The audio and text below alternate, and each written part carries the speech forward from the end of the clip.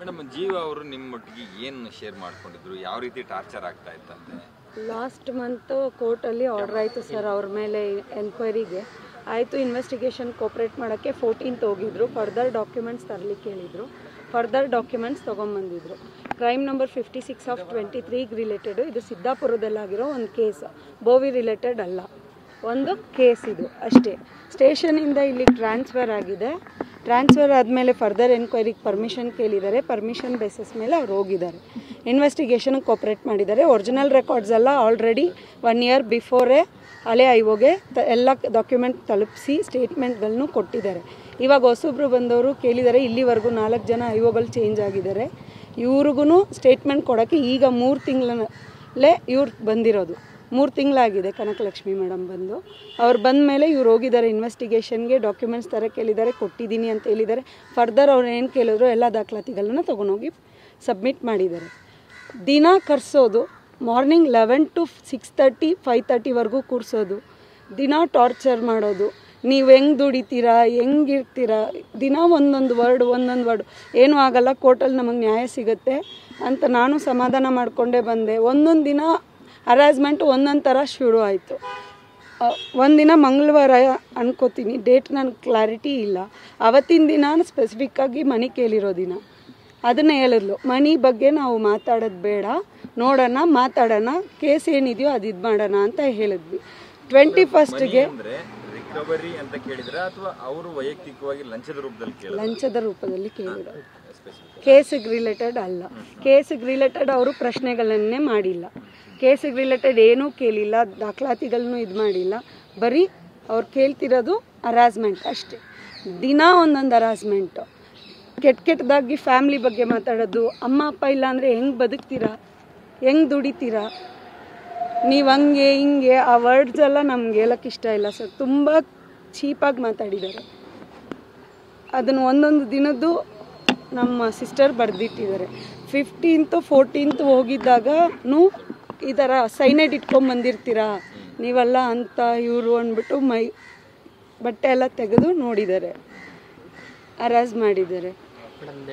ನಿಮ್ಮ ಹತ್ರ ಆ ವಿಚಾರ ಅಂದರೆ ಬಟ್ಟೆ ತೆಗೆಸಿ ಆ ಥರ ಇದು ಮಾಡಿದ್ದಾರೆ ಅಂತ ಯಾವತ್ತು ತಿಳ್ಕೊಂಡಿದ್ರು, ಅದು ಶೇರ್ ಮಾಡ್ಕೊಂಡಿದ್ರು? 15th ಸರ್, 15ನೇ ತಾರೀಕಲ್ಲಿ ಏನಂತ ಶೇರ್ ಮಾಡ್ಕೊಂಡಿದ್ರು? ಆ ಥರ ಹೇಳಿದಾಗ ನಾನು ನಮ್ಮ ಸೀನಿಯರ್ಗೆ ಕೇಳಿದ್ದೆ, ಅಫಿಡವಿಟ್ ಹಾಕೋಣ ಸರ್, ಇದಕ್ಕೆ ಮೇಲೆ ಅಲ್ಲಿ ಹೋಗಿ ಸ್ಟೇಟ್ಮೆಂಟ್ ಕೊಡಲಿಕ್ಕಾಗಲ್ಲ, ಬೇಡ, ಕೋರ್ಟ್ ಆರ್ಡ್ರ್ ಮಾಡಿದೆ, ನಾವು ಕೋರ್ಟ್ ಆರ್ಡ್ರ್ ಪ್ರಕಾರ ಕೋಪ್ರೇಟ್ ಮಾಡೋಣ ಅಂತ ಹೇಳಿದರು. ಆ ರೀತಿಯಲ್ಲೇ ಕೋಪ್ರೇಟ್ ಮಾಡೋಣ ಅಂದ್ಬಿಟ್ಟು ಪ್ರತಿದಿನವೂ ಹೋಗ್ತಿದ್ರು ಸರ್. ಎಷ್ಟು ದಿನದಿಂದ ಇವರು ಎನ್ಕ್ವೈರಿಗೆ ಹೋಗ್ತಾ ಇದ್ರು? ಲಾಸ್ಟ್ ಸರ್ 1.5 year ಹೋಗ್ತಾ ಇದ್ದಾರೆ ಸರ್. 1.5 year ಹೋಗ್ತಿದ್ದಾರೆ. ಈಗ ಇವ್ರ ಹತ್ರ 7 to 8 days ಮೇಲೆ ಹೋಗಿದ್ದಾರೆ. ದುಡ್ಡು ಅಂದರೆ ಎಷ್ಟು ಡಿಮ್ಯಾಂಡ್ ಮಾಡಿದ್ರು ಅಂತ? 25 lakhs ಹೇಳಿದ್ರು ಸರ್. ಕೊನೆಗೆ ಗೊತ್ತಿರಲಿಲ್ಲ ಇನ್ಸಿಡೆಂಟ್ ಆಗಿದ್ದೇನೆ? ಇಲ್ಲ ಸರ್, ನಾನು ಅವತ್ತಿನ ದಿನ ನನಗೆ ಮಂಗಳೂರಲ್ಲಿ, ನಾನು ಅಡ್ವೊಕೇಟ್ ಸರ್, ಮಂಗಳೂರಲ್ಲಿ ಮ್ಯಾಟ್ರ್ ಇತ್ತು, ನಾನು ಔಟ್ ಆಫ್ ಸ್ಟೇಷನ್ ಇದ್ದೆ. ಅವತ್ತಿನ ದಿನ ಅಕ್ಕೆ ಒಬ್ಬಳೇ ಇದ್ಲು. ಫೋನ್ ಮಾಡಿದ್ದೆ ನಾನು, ಏನಾಯಿತು, ಈವ್ನಿಂಗ್ವರೆಗೂ ಫೋನ್ ತೆಗೆದಿರಲಿಲ್ಲ. ಮಾರ್ನಿಂಗ್ ಹೋದವರು ಅಲ್ಲಿ ಊಟನೂ ತಿನ್ನಕ್ಕೆ ಬಿಡಲ್ಲ. ಊಟ ತಿಂದರೆ ಒಮ್ಮೊಮ್ಮೆ ವಾಮಿಟ್ ಆಗುತ್ತೆ, ಗ್ಯಾಸ್ಟ್ರಿಕ್ ಆಗಿರುತ್ತೆ. ಅದಕ್ಕೂ ಅವರು ಕೋರ್ಟಲ್ಲಿ ಸಬ್ಮಿಷನ್ ಮಾಡಿದರು. ಬಂದಿದ್ದ ತಕ್ಷಣ ಹೆಲ್ತ್ ಇಶ್ಯೂ ಅಂತಾರೆ ಅಂತ. ಅದರಿಂದ ಅವಳು ಊಟನೂ ಮಾಡದೆ ಹೋಗಿದ್ಲು. ದಿನ ಎಲ್ಲ ಊಟ ಮಾಡದೆ ಅಲ್ಲಿ ಕೂತು ಕೋಪ್ರೇಟ್ ಮಾಡಿದ್ರೂ ಕೋಪ್ರೇಟ್ ಮಾಡಿಲ್ಲ ಅನ್ನೋದು. 10 to 15 ನಿಮಿಷ ಮಾತ್ರ ವೀಡಿಯೋ ಮಾಡೋದು, ಉಳ್ದಿದ್ದ ಟೈಮ್ ಎಲ್ಲ ಕೂರಿಸ್ಕೊಳ್ಳೋದು. ಕೋರ್ಟ್ ಸ್ಪೆಸಿಫಿಕ್ಕಾಗಿ ಆರ್ಡ್ರ್ ಮಾಡಿತ್ತು, ಎಂಟೈರ್ ಇನ್ವೆಸ್ಟಿಗೇಷನ್ನ ಮಾರ್ನಿಂಗ್ ಏನು ತೊಗೋತೀರಾ ಎಂಟೈರ್ VC ಮಾಡಿ ಅಂತ. ಬಟ್ ಇನ್ವೆಸ್ಟಿಗೇಷನ್ ಅವ್ರು ಮಾಡಲಿಲ್ಲ. ಈಗ ಜೀವನದಲ್ಲಿರೋ ಆರೋಪ ಏನು, ಯಾವ ವಿಚಾರದಲ್ಲಿ ಅವ್ರನ್ನ? Sir, crime number 56 of 23 some ಯಾರ್ಯಾರ ಮೇಲೇನೋ ಅಲಿಗೇಷನ್ಸ್ ಹೇಳ್ತಾರೆ, ಡೀಟೇಲ್ಸ್ ಹೇಳ್ತಾರೆ. ಲಾಸ್ಟಲ್ಲಿ ಒಂದು ಲೈನಲ್ಲಿ ಕಂಪ್ನಿ ನೇಮ್ನ ಹ್ಯಾಡ್ ಮಾಡಿದ್ದಾರೆ ಅಷ್ಟೇ ಅಲಿಗೇಷನ್ ಮೇಲೇ ನಾವು ಹೈಕೋರ್ಟಲ್ಲಿ ಕ್ವಾಶಿಂಗ್ ಕೇಳಿದ್ವಿ. ಸ್ಟೇ ಆಗಿತ್ತು. 1 year ಬಿಫೋರೇ ಸ್ಟೇ ಆಗಿತ್ತು. ಎವ್ರಿ ಡೇ ವಿಚಾರಣೆಗೆ ಹೋಗಿ ಬಂದಾಗಲೂ ಅವತ್ತೇನು ನಡೀತು ಅನ್ನುವಂಥದ್ದನ್ನ ನಿಮಗೆ ಹೇಳ್ತಿದ್ರು ಸರ್. ಬಿಕಾಸ್ ನಾನು ಕೇಳ್ತಿದ್ದೆ, ಅವಳು ತುಂಬ ಡಲ್ ಆಗ್ತಿದ್ಲು, ಊಟ ತಿಂತಿರಲಿಲ್ಲ. ರಾತ್ರಿ ನಾನು ಊಟ ಮಾಡಿಸ್ತಿದ್ದೆ, ಏನೂ ಆಗಲ್ಲ, ಕೋಪ್ರೇಟ್ ಮಾಡು, ನೋಡೋಣ, ನಮ್ಮ ಪರ ನ್ಯಾಯ ಇದೆ, ಡಾಕ್ಯುಮೆಂಟ್ಸ್ ಇದೆ, ರೆಕಾರ್ಡ್ಸ್ ಇದೆ, ನಾವು ಹೆದರೋ ಅಂಥದ್ದು ಏನೂ ಇಲ್ಲ.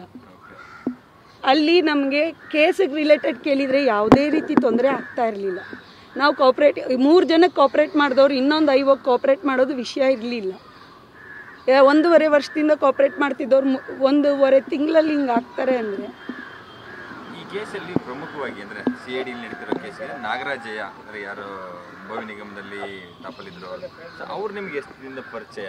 ಸರ್ ಅವ್ರಿಗೂ ನಮಗೂ ಯಾವುದೇ ರೀತಿಯಾದಂಥ ಸಂಬಂಧ ಇಲ್ಲ, ಇಲ್ಲವೇ ಇಲ್ಲ. ಈ ಕೇಸಿಗೂ ನಮ್ಮ ಕೇಸ್ಗೂ ಆ್ಯಕ್ಚುಲಿ ಬೋವಿ ಡೆವಲಪ್ಮೆಂಟ್ ಕಾರ್ಪೊರೇಷನ್ಗೂ ಏನೂ ಸಂಬಂಧ ಇಲ್ಲ. ನಮಗೆ ಬೋವಿ ಡೆವಲಪ್ಮೆಂಟ್ ಕಾರ್ಪೊರೇಷನಿಂದ ಈ ಪ್ರಕರಣಕ್ಕೆ ಸಂಬಂಧಪಟ್ಟಂಗೆ ಯಾವುದೇ ದುಡ್ಡು ಬಂದಿಲ್ಲ, 1 ರೂಪಾಯಿನೂ ಬಂದಿಲ್ಲ. ಅದು ಬೇರೆ, ನಾವು ಕೋರ್ಟಲ್ಲಿ ಅದನ್ನು ಫೈಟ್ ಮಾಡ್ತೀವಿ, ಡಾಕ್ಯುಮೆಂಟ್ ಸಬ್ಮಿಟ್ ಮಾಡ್ತೀವಿ, ಎಲ್ಲ ಡೀಟೇಲ್ಸ್ ಕೊಡ್ತೀವಿ.